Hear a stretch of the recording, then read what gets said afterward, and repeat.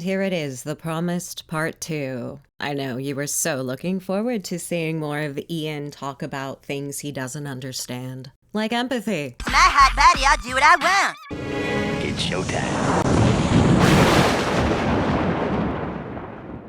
I fucking hate when people are mean to my husband. I fucking hate it. No, she doesn't. She loves it because she loves being bitchy and arguing with people. And that's why I think a lot of people behind the scenes that have been shitty and mean to you say that I'm the problem. But it's not just the mean and shitty people, it's everybody. Everybody says you're the problem, even the people who like him. Right. Because I will be such a bitch if someone is mean to you. Anisa, you're a bitch when somebody's nice to him. Like, I'm thinking about even AB and stuff. I think AB thinks I'm the problem. Yeah. No, I think AB related to you culturally, religiously, ethnically, and you disappointed him, like you do everyone. Because I didn't like that he was disrespecting you by playing victim card and trying to make you feel bad for him. And so I was fucking mean. Yeah. And there it is. Anisa says Ethan Klein was playing victim when he asked for the Jomha's help combating malicious rumors spread by the Jomha's friends. How dare he ask for help when it comes to his family's safety? I mean, it's the dynamics in a lot of relationships, and I think a lot of people can relate to that. Yeah. Is like your biggest advocate is your partner. Then the two of you have been failing each other in your advocacy. And there's a lot of those dynamics where, you know, one of the partner is necessarily more quiet You're and just more willing to way listen. nicer. Ian, you just stated that you are quiet and patient in your relationship because Anisa is unable to be. Yeah. I mean, Dad as well, Nathan Barnett. You called him retarded. Fuck you. But I think about that one call with Harley where Oh, dude. we started getting into it. Oh, dude, they were yelling. We were yelling at each other. Deductive reasoning tells me that this conversation, which I have never previously heard of, must have happened right before Harley dropped out of Creator Clash. And Ian had to, he locked himself in a room because Yeah. I wouldn't. That sounds like a little something called domestic violence. I was like, oh, this is fucking getting out of hand. Like, they're actively both yelling. I'm like, what the fuck? Why are you using actively as an adverb? They're in action. They're yelling at each other. That's already action. You don't have to say people are actively actioning. But it is because I am the act. Starting to notice that Anisa drops sentences almost as much as Ian does. But it's because I don't want people to be mean to you. Yeah. Because that's her job. I love you. You're too Aw, nice. Sweetness. You're so nice to everyone all the time. Are you saying that without you, Ian would be a nice person? You just assume the best out of everybody, even when they're.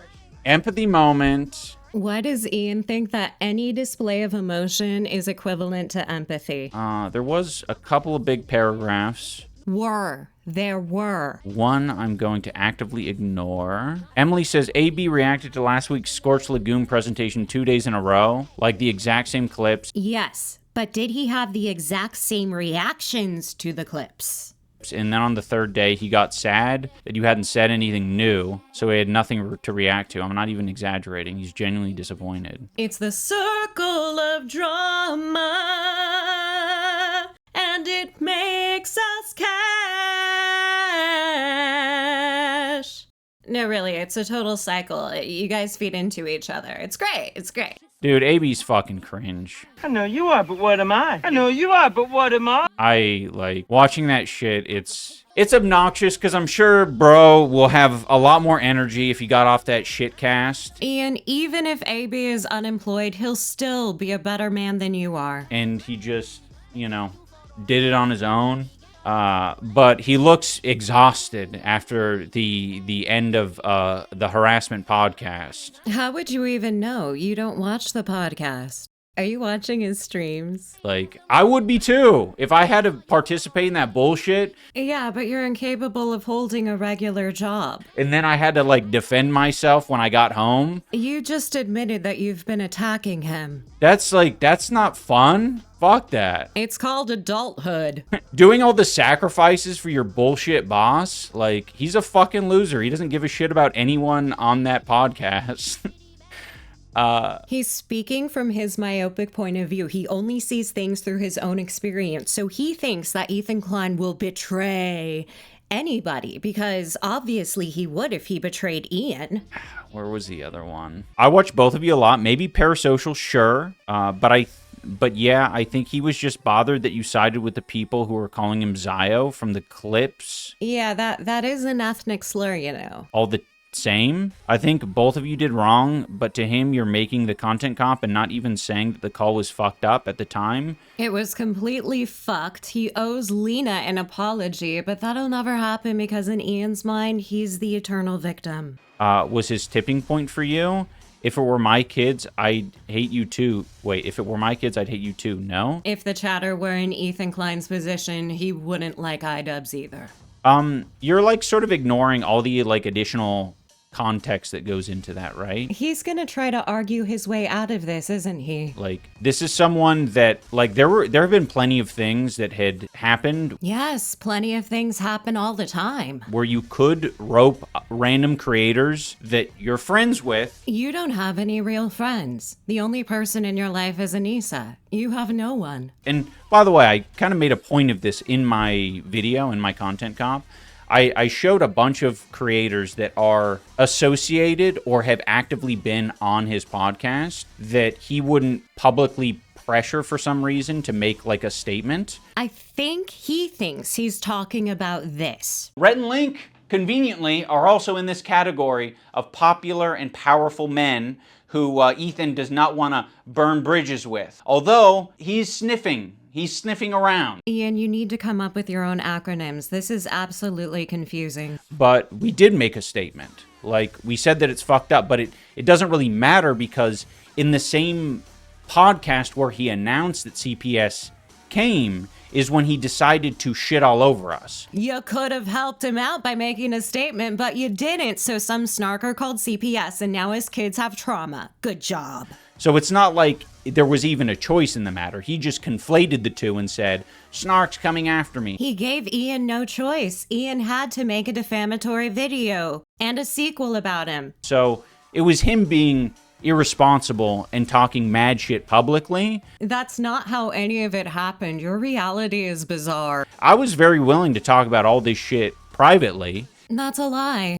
But he didn't even want to do it privately. So it's like, okay, bitch. He did want to do it privately. You never responded. So you're wrong.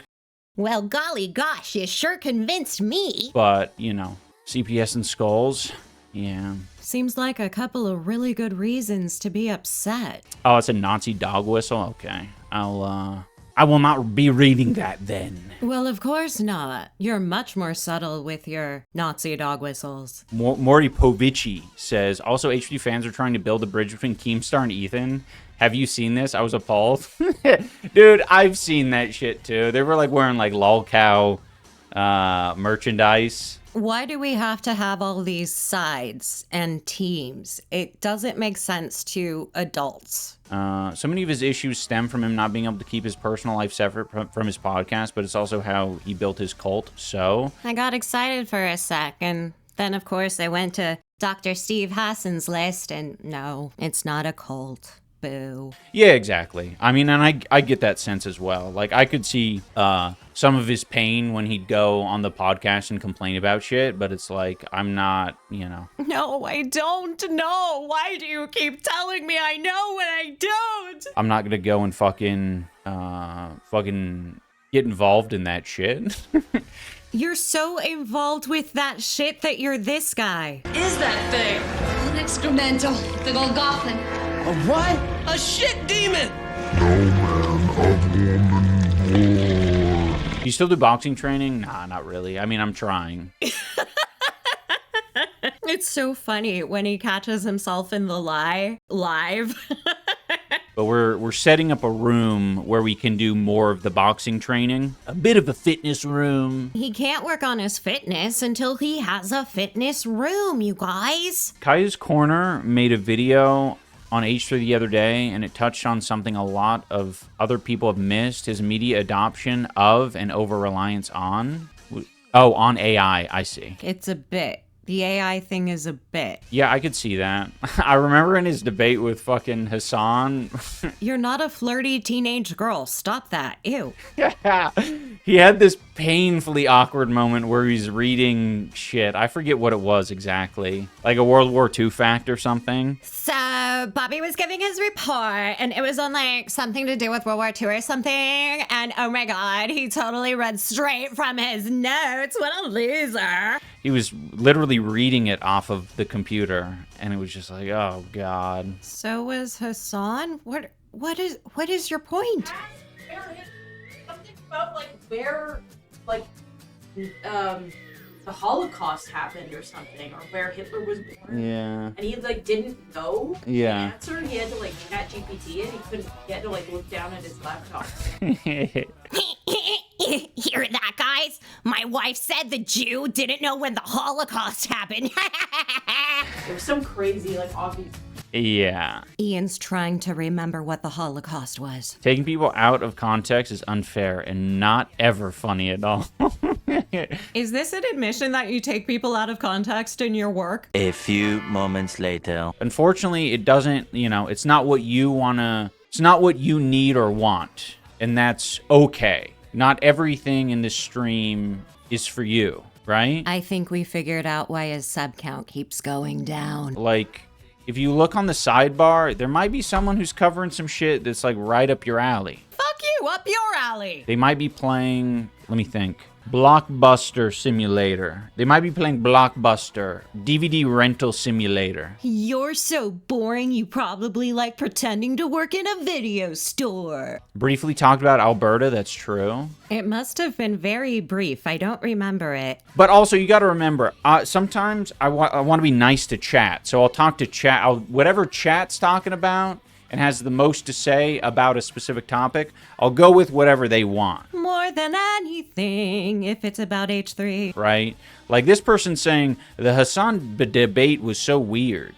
To Ethan, it was about how he deserved, how he is deserved of the Zionist title by Hassan and his community. No, it wasn't. But to Hassan, it was Israel versus Palestine, which is why I feel they agree on 90%. Yeah, I think there's truth to that. And the part they don't agree on is that Hassan thinks the country of Israel as it exists should be completely eliminated off the face of the earth. And Ethan doesn't. Sarah says he does have Tourette's, and it's weird that people assume he's on drugs because of his sniffing and motor tics. Just as weird when they say his condition is influencing his opinions. It's not. As someone with a tic disorder, I can say the dumb shit he says is not due to the disorder, lol. Yeah, valid. I want to know what they think his dumb shit opinions are. I don't think they agree on that issue as much as people would like them to at this point. Look at what he's been saying on Insta. You're 100% right, Doodleburb. For Ethan, it's purely an optics thing. He has family there. It's crazy that he would say any of the shit about the humanitarian crisis in Cuba. Ooh, what did he say? I really can't remember. The only thing, when 99% of what you're saying about Cuba revolves around finger wagging about Hassan and other people bringing support and attention to Cuba, you do not have good intentions. Hassan wasn't even part of the group. He flew in and flew out. He wasn't even on one of the flotillas. He did nothing for anybody. I think Ethan generally has given up on deciding to understand Hassan or any progressive perspectives on Israel-Palestine, on any of the Middle East stuff. Hassan's perspective on the Middle East is whatever can make him the most money. He's just I think he's resigned himself to having lost that argument and not really understanding any of it. I think Ian should explain it all to us. Because, Hassan literally did the most fucking baby steps for him to understand. Initially, it was a lot of care. When the leftovers ended, they had fucking multiple hour-long debates about it. Not even debates. Just trying to understand where each other are coming from. And Hassan is on the side of the Houthis and Hezbollah. He is the anti-Semitic problem. You should watch the Kaya's Corner video. I'm going to see what that is. Because you're saying Kaya's Corner. Is that like a Hassan Orbiter channel or something? Aya's Warner? ASMR? Is that an ASMR channel? Yep, that's the one. Go with that one. Play some of that. Oh, interesting. Okay, so it is fan channel made to Kaya. Well, at least somebody's on that dog's side. Dude, it's fucking 50 goddamn minutes. That's a limit for me. Anything longer than a TikTok and he nods off. If you're still here, presumably you enjoyed the video. So if you haven't yet, please subscribe, hit all notifications, like the video, leave us a comment. Love comments. If you didn't like the video, give us a dislike, and in the comments, leave your plan for peace in the Middle East. Hurry back.